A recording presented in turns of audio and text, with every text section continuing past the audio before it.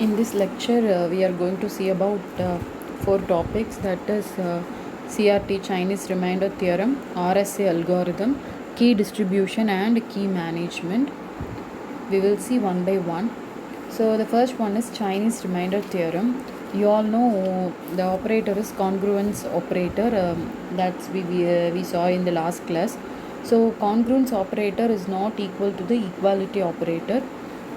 So let us take m1, m2 and mr be a collection of pairwise relatively prime integers. Then the system of simultaneous congruences relationship are x, that operator a1 mod m1, x, that congruence operator a2 mod m2. Similarly it's go on, and it has a unique solution of modulo m, capital M is equal to m1 m2 and mr for any given integers a1 a2 up to ar. So here capital M is nothing but is a multiplication of or modulus value, and for any given integers a1 and a2 ar. So the meaning of this Chinese remainder theorem is here x is the single positive integer which is the result of various modulus operator value and for any given integer value. So x is the single solution for any integer and for any modulus value. So by using this Chinese remainder theorem, we have to find the solution for x. Let us see the proof. Consider capital M is equal to m1 up to mr, and for each the value of k vary from 1 up to anything, and let us find mk is equal to m by small mk. For example, k is equal to 1 means capital M1 is equal to m divided by small m1. So then GCD of that particular capital M1 comma M1 is equal to 1 for all the k values. This is the condition, and also yk is the inverse of capital M1 mod small m1 for each k value. So the result of this Chinese remainder theorem is x is equal to small a1 capital M1 y1 plus a2 m2 y2 plus up to AR, MR and YR. So then next is the simultaneous solution to all of the congruences. Since the modulus value small m1, m2, mr are relatively prime, and any two simultaneous solutions to the system must be congruent model of capital M. So capital M is nothing but it is a multiplication or product value of all modulus value. So the main aim of this theorem is we have to find the solution for the single value x for any given integers and for various modulus value. Let us see one example, then you can clearly understand. In this problem we have to find the integer x which leave the remainder of 1, 2, 3 and 4. It is divided by 5, 7, 9 and 11 respectively. So this problem can be written as the equation as x modulus operator, congruence operator 1 mod 5, because the question is find all integers which leave a remainder of 1 mod 5, which leave remainder of 2 mod 7, 3 mod 9 and 4 mod 11. So all these equations congruence operator to x, which is similar to this first equation. So from this congruence simultaneous equation we have to find the value of x. So you can clearly see that x is the single solution, unique solution for any integers, because here the integer values are changed 1, 2, 3, 4 and modulus values are not equal, because first one is 5, 7, 9, 11. So for various modulus value and for any given integers the same single unique solution is x. So for by using Chinese remainder theorem we can easily find the solution for any integer and for any modulus value. So from this we can easily find out the value for capital M. Capital M is nothing but the product value of all modulus value. Here there are 4 modulus value, that is 5, 7, 9, 11. So capital M is equal to 5 into 7 into 9 into 11. The value is 3, 4, 6, 5. Next we have to find capital M1, M2, M3, M4, because there are 4 equations. So we have to find from M1 to M4. M1 is nothing but M1 is equal to capital M divided by small m1, right? So capital M1 is equal to m divided by small m1. Here capital M value is 3465 and small m1 is nothing but the first equation modulus value. So m1 is 5, small m1 is 5, small m2 is 7, small m3 is equal to 9 and small m4 is equal to 11. So capital M1 is equal to capital M divided by small m1 is equal to capital M value is 3465 divided by 5. So the result is 693. Similarly, we can find for all m values. So m2, capital M2 is equal to capital M divided by small m2. Here m2 value is 7, second equation modulus value. So m by 7, the value is 495. The third one is capital M3 is equal to capital M divided by small m3. Small m3 value is third modulus value is 9. So m divided by 9 is equal to 385. The last one is capital M4 is equal to capital M divided by small m4. The last fourth equation modulus value is 11. So capital M by 11 is equal to 315. Capital M value is already we found, that is 3465. So now we found capital M value and capital M1, M2, M3, M4. The next step is we have to find the Y value, because the equation to find the value for X is A1, M1, Y1. So we have to find the value for A, M1, Y1. Already we found M1 and A1, A2, A3 value is already there in the equation. A1 is 1, A2 is 2 and A3 is 3 and A4 is 4. So in this equation we have to find the value for y1, y2, y3, y4, because there are 4 equations. So y1 is nothing but already we saw that in this equation, the second line, let yk be the inverse of mk mod mk, that is capital M1 mod small m1, that is the inverse value for y1. So here y1, y2, y3, y4 value is directly taken 2, 3, 4, 8. So from this all values we can easily substitute these values in the given equation x. So x is equal to a1 is 1 and m1, capital M1 is 693 into y1 value is 2, plus you can see the third line. So next one is a2 value is 2 into m2 value is 495 and y2 value is 3, plus a3 value is 3 and m3 value is 385 into y3 value is 4, plus last one is a4 value is 4 into m4 value is 315 into y4 8. So the total result is 19056. So for this value we have to apply modulus value. The total modulus value capital M is 3465. So we have to find 19056 modulus 3465. So the result value is 1731. You can clearly see that 19056 in the suffix value capital M. So capital M is nothing but 3465.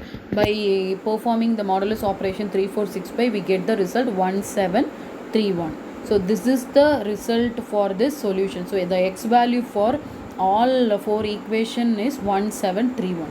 So the first equation value is 1731, second one is 1731 and third one is 1731.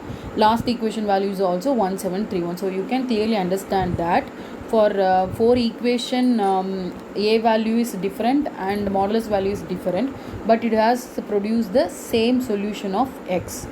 So before Chinese remainder theorem, it is very difficult to find the value for multiple simultaneous congruous equations. So by using Chinese remainder theorem, we can find the solution for various simultaneous congruous equations.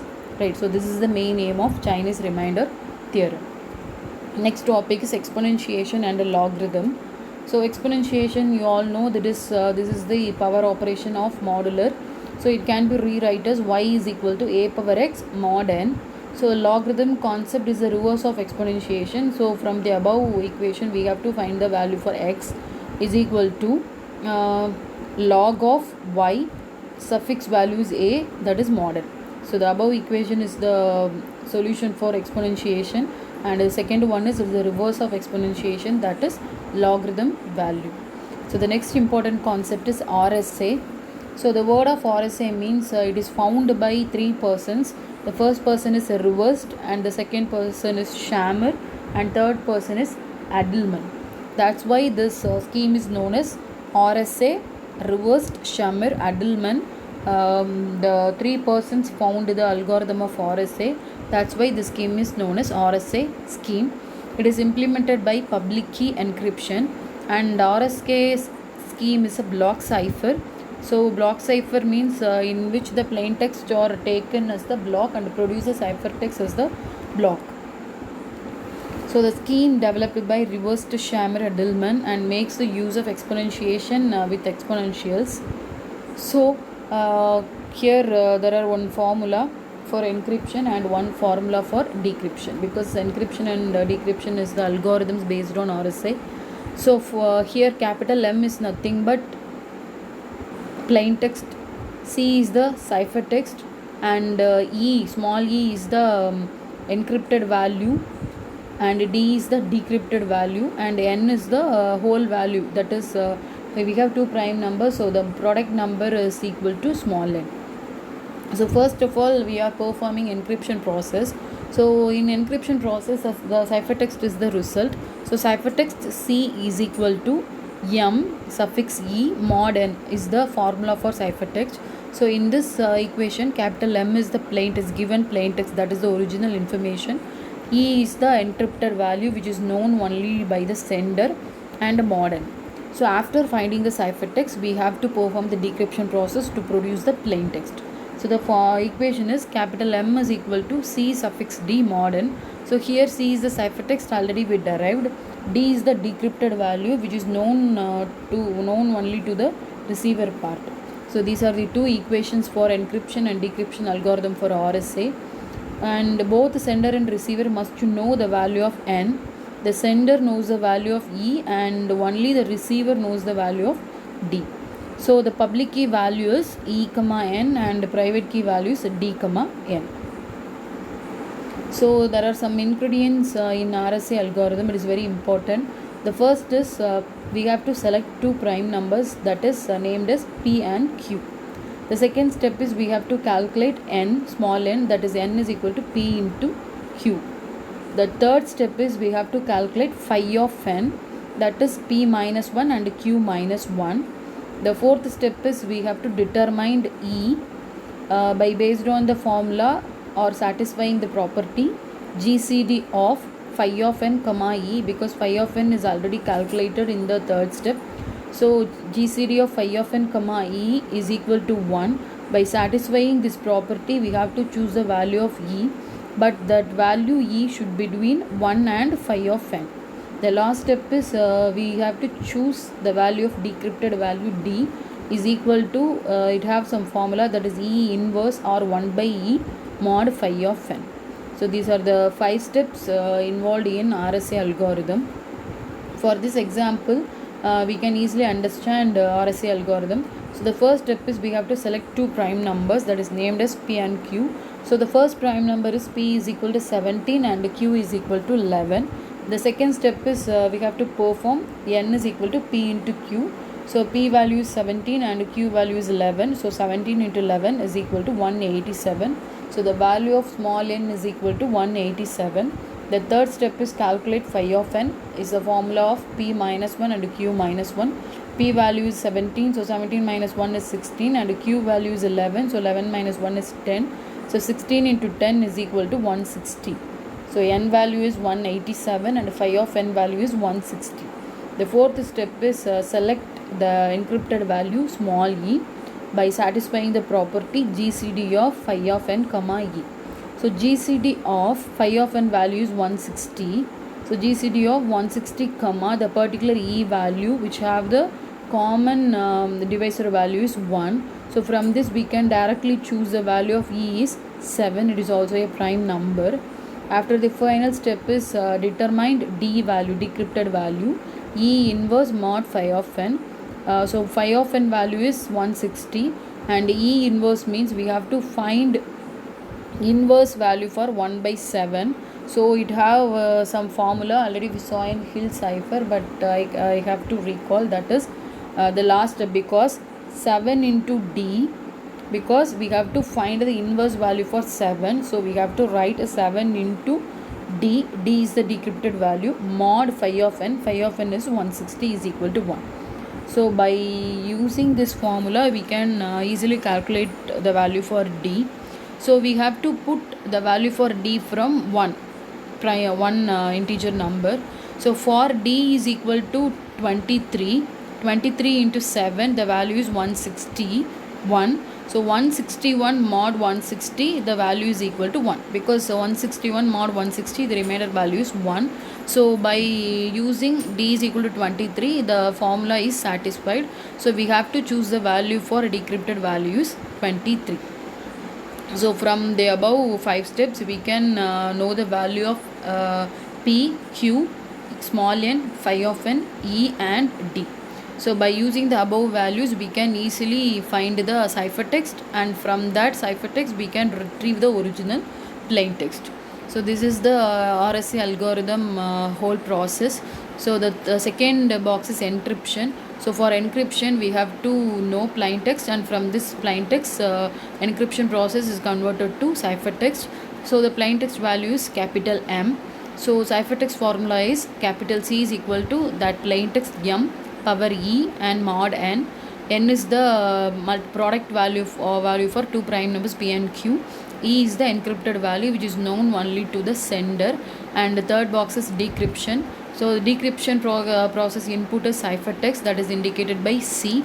So from ciphertext to plain text it is done by decryption. So plain text capital M is equal to C power D mod n. C is the given ciphertext and D is a decrypted value that is known only to the receiver, that is a private key value. So the first box is the above 5 steps are explained here. The first step is we have to select two prime numbers, that is P and Q. Second step is calculate n is equal to P into Q. The third step is choose phi of n is equal to P minus 1 into Q minus 1. The fourth step is select the integer E by satisfying GCD of phi of n comma E, and the E value should be between 1 and phi of n. The last step is calculate D is equal to E inverse mod phi of n, that is 1 by E mod phi of n. So these are the steps to be involved in RSA algorithm. From this from the above example, P is 17 and Q is 11, we can construct this RSA diagram in the whole process. So the first box describing the encryption process, and the second box describes the decryption process. So in the first box the plain text value is 88, that is the original information. So encryption process formula, that is C is equal to M power E mod n. So here M value is 88 and E values we are choosing 7. So 88 power 7 mod n value is 187. So the ciphertext value is 11. So for decryption process the input ciphertext value is 11. So decryption the formula is M is equal to C power D mod n. So C value is 11 and D value is 23. So 11 power 23 mod phi of n, mod n, the n value is 187, so is equal to 88. So the original information is 88. After decryption process the receiver retrieve the original information 88. The ciphertext value is 11. So encryption value is 7 and decryption value is 23. So this is the whole process of RSA algorithm. So there are some security process in RSA. There are 3 possible attack in RSA. The first one is brute force attack. Brute force attack is nothing but which involves trying all possible combinations of private keys.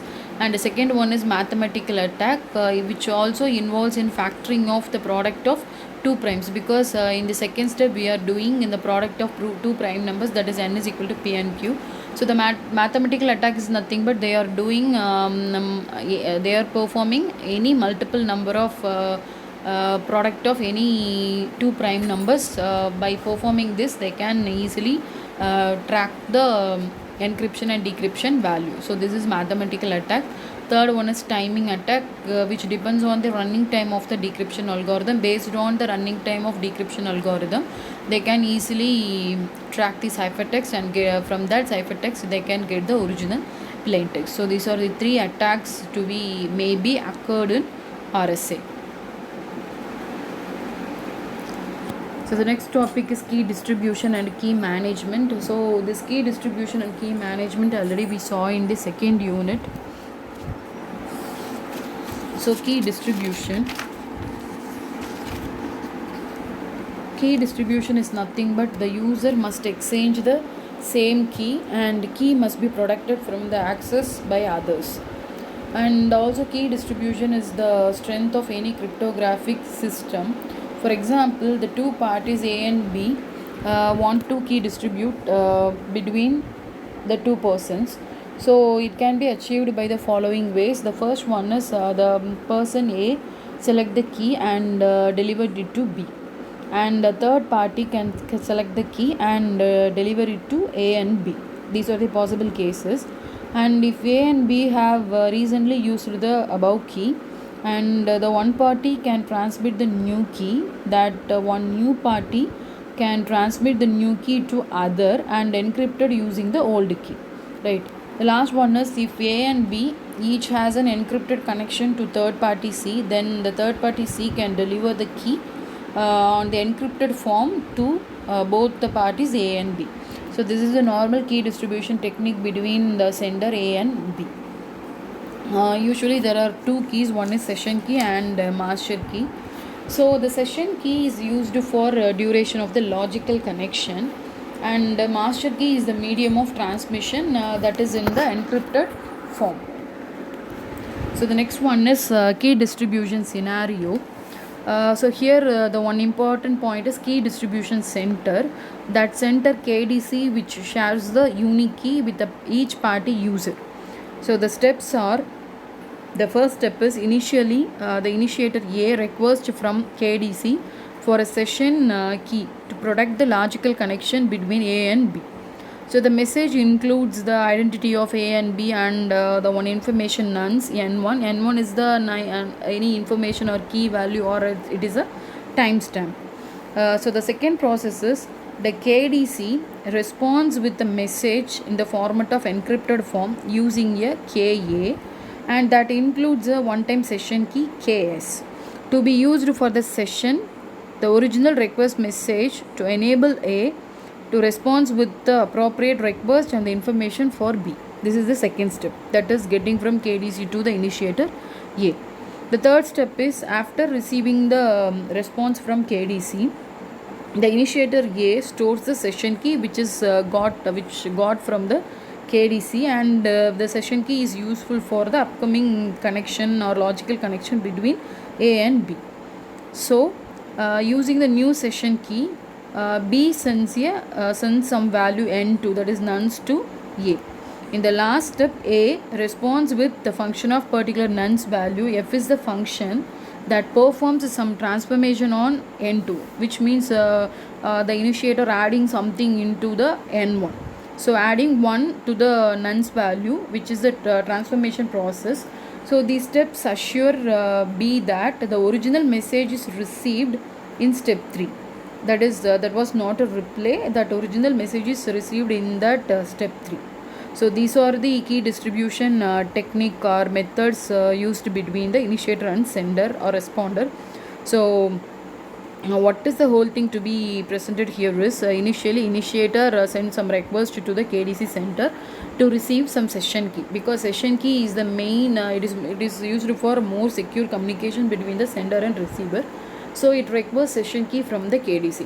After receiving the request, KDC responds with some session key to the A with some encrypted form by using some nonce value. After receiving the request from KDC, initiator send the session key to responder B. So responder B getting that session key, so to acknowledge to A, it sends another nonce value to A. So after receiving the nonce value A, receiving nonce value by A adding some more information to that particular N2 and reply to B. That's why initiator A to B, that is indicated by F of N2. F of N2 and N2 is not equal. F of N2 is nothing but is a transformation. Initiator adds something to the above N2 which was sent by B. So this is key distribution scenario. The next one is use of hierarchy key control. So the hierarchy key control using one KDC, because several KDC is nothing but key distribution center can be used in a hierarchy. The local KDC is responsible for the local domain such as single LAN or a single building. So the communication among entities within a local domain and the local KDC is responsible for that particular key distribution. So the first one is the data is protected by the cryptographic techniques. After that, by using session keys, it is more secure communication between both sender and receiver. After that, by using master keys, the production is a little more inefficient. So this is the use of key hierarchy concept. Next one is hierarchy key control. Here also the same concept is here.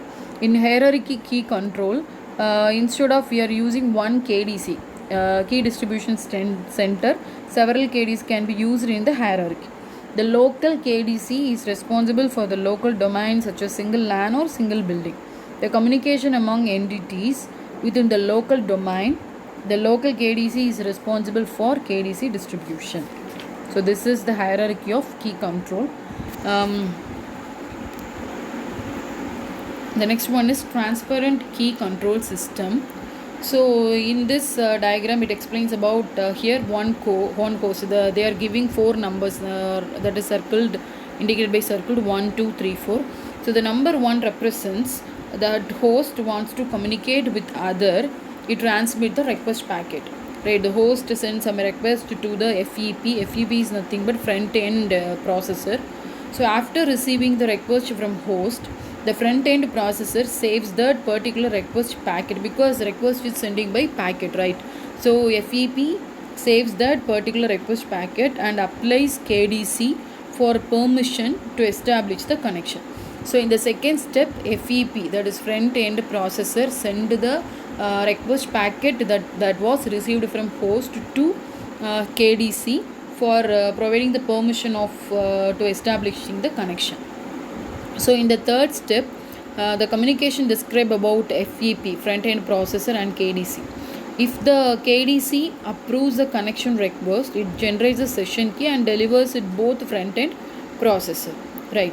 So the fourth step is the requesting front end processor can now release the connection request packet, and the connection is set up between the two end system. So in this diagram there are two end system, one host, and in the right hand side another host is also there. So each and these two hosts wants to establish some connection between them. So initially the first host, sender host, send some request packet to front end processor for establishing the connection. So in the second step, the front end processor send the request packet to KDC center for receiving some session key for more secure communication between both hosts. So after receiving the request from front end processor, the key distribution center release the session key for both front end processor. After receiving the session key, the front end processor establish the secure communication between two hosts by using the session key. So this is the concept of transparent key control scheme. This is also explained.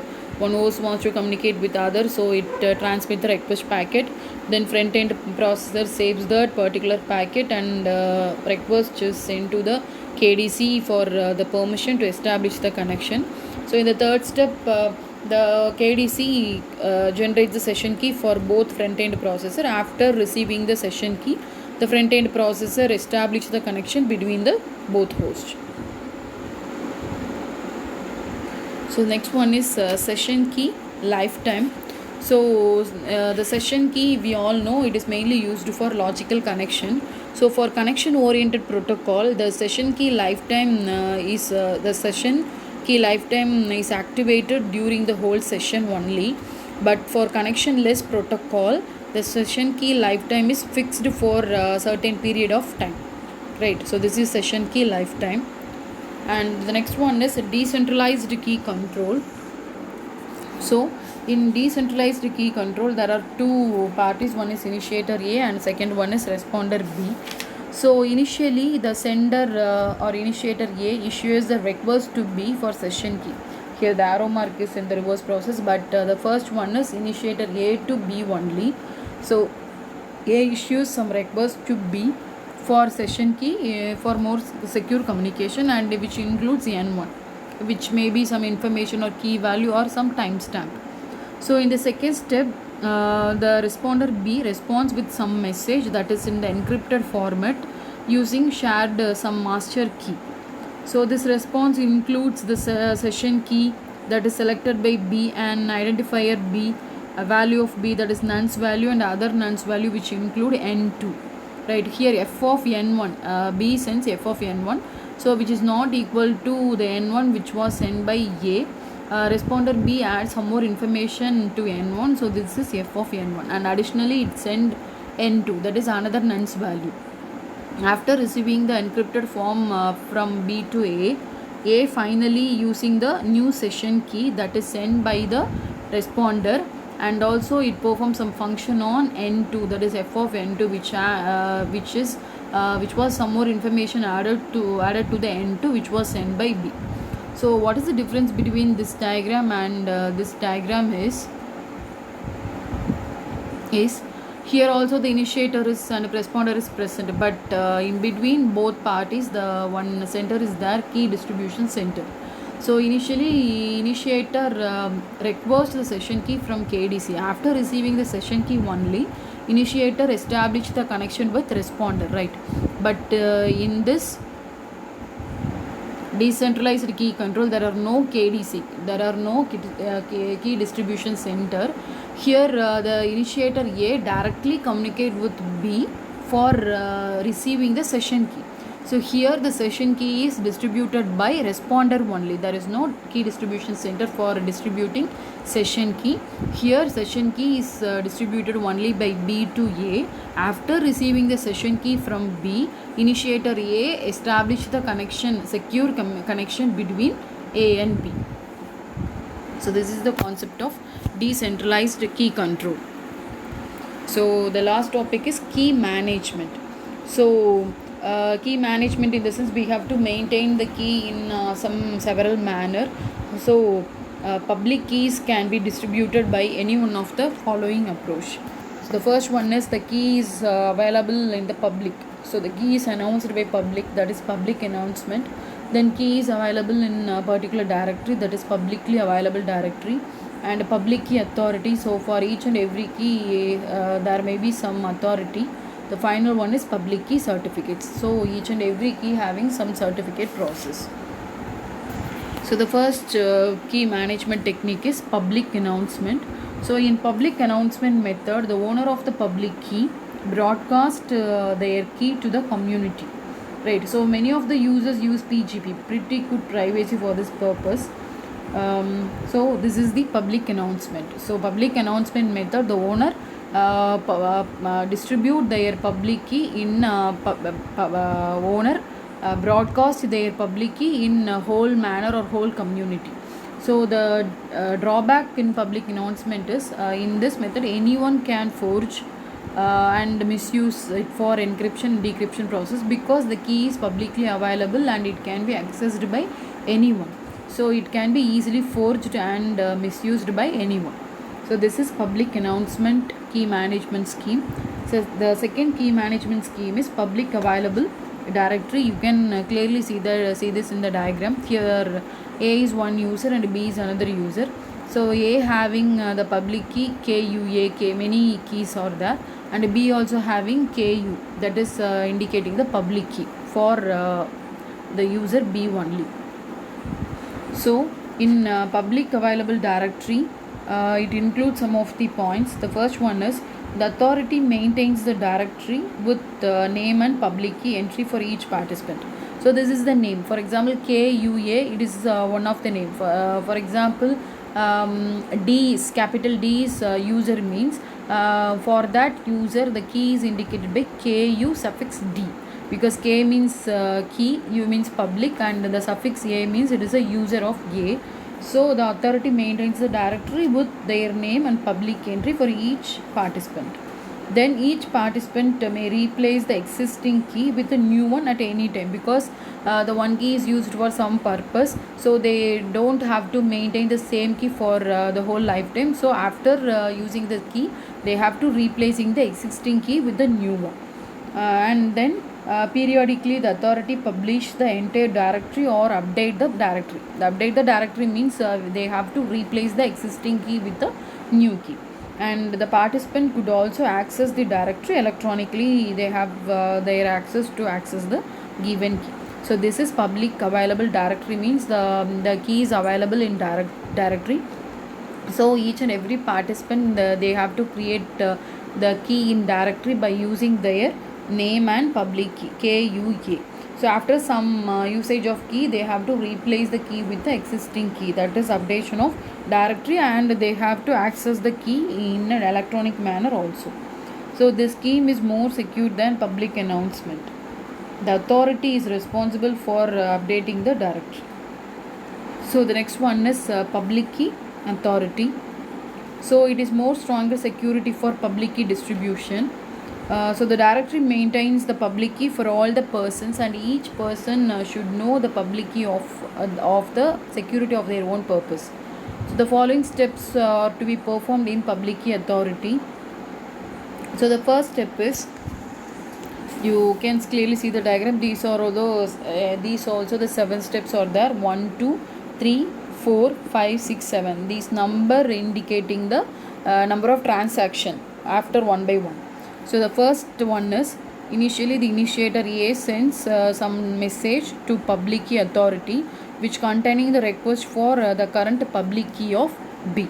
So A send some request to public key authority to get the public key of capital B. This is the first point. So in the second step, the authority sends response for the request from A with some message that is in encrypted form using authority private key, that is KR authority, that is mean public key authority, which is used for the encryption process, and also they are sending the public key of responder B, that is nothing but KUB. So you can clearly see that in the second step, encryption E, KR authority, that is the key value of public authority, and they have sent the value that is KUB. KUB is nothing but the public key value for the user, small b is the capital B, and also it is concatenated with the request that was sent by the initiator A, request or times 1, which was sent by the initiator A to public key authority. This is the second step. So in the third step, after receiving the response from public key authority, A stores B's public key, that is KUB, and also use the encrypted message to B containing the identifier of A and the one information N1. So A send encryption of E KUB, that is the value of B.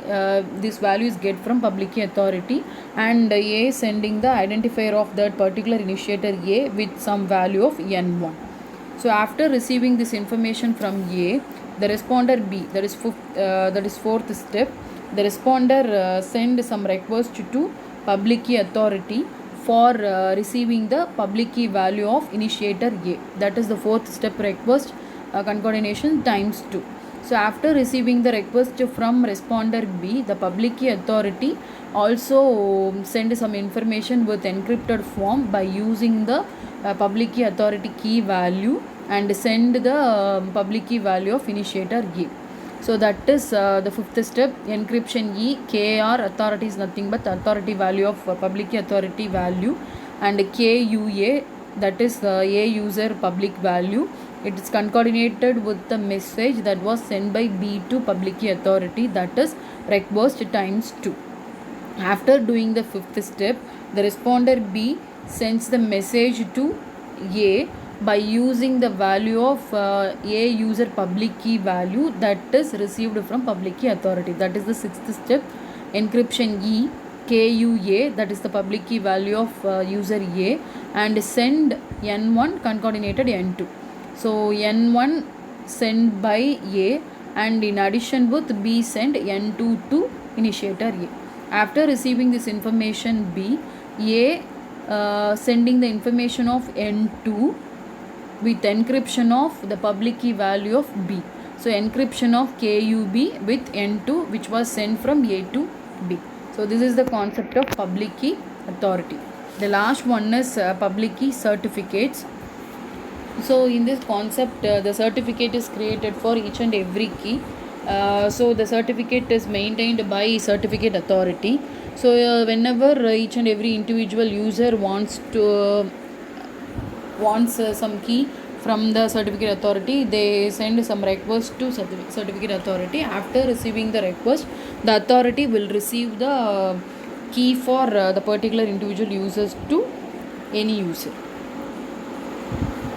So in public key authority, the method of user has to contact the authority for public key for every user. So the alternative approach is used to certificates.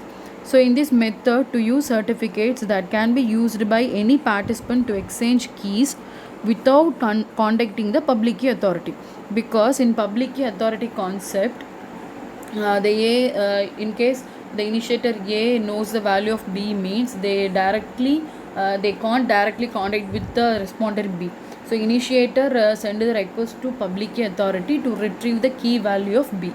And also if responder B wants to know the value of A, means the responder B requests public key authority to get the public key value of A. So for this concept, we have to use public key certificate. So in this approach, we can use certificate. So that certificate can be used by any participant to exchange the keys without they are contacting the public key authority. They can create only the certificate. So from that certificate, they can retrieve the public keys for anyone at any time. So this is the main use of public key certificates. So some of the requirements of this scheme. The first one is any participant can read a certificate to determine the name and public key of the certificate owner. So the second step is any participant verify the certificate originated from the certificate authority. Third one is only the certificate authority can create and update certificate. Not even a individual single user can create the certificate authority. The certificate authority only create the certificate and update the certificate depending on the user requirements. And the last one is any participant can verify the currency of certificate. So these are some of the requirements of public key authority. So in public key authority, the steps are performed in this manner.